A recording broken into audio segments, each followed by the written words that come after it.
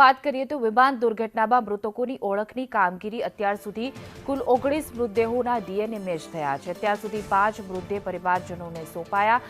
DNA match થયા બાદ phone પર પરિવારને જાણ કરાશે। પરિવારજનોએ મૃતકના ઓળખના પુરાવા લાવવાના રહેશે। અન્ય મૃતકોના ડીએનએ મેચ કરવાની કામગીરી યથાવત છે। મૃતદેહોને ઘરે મોકલવા માટે સરકારે વ્યવસ્થા કરી છે। પોસ્ટમોર્ટમ રિપોર્ટ, ડેથ સર્ટિફિકેટની ફાઇલ તૈયાર કરાશે। સરકારી એમ્બ્યુલન્સમાં મૃતદેહો ઘરે પહોંચાડાશે।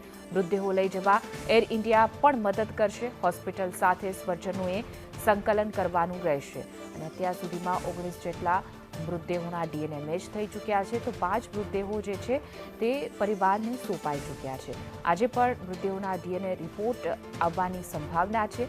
જેમ જે ડીએનએ મેચ થઈ રહ્યા છે, રિપોર્ટ આવી રહ્યા છે એફએસએલમાંથી, ત્યારબાદ પરિવારજનોને મૃતદેહ સોંપવાની કાર્યવાહી જે છે તે કરવામાં આવી રહી છે।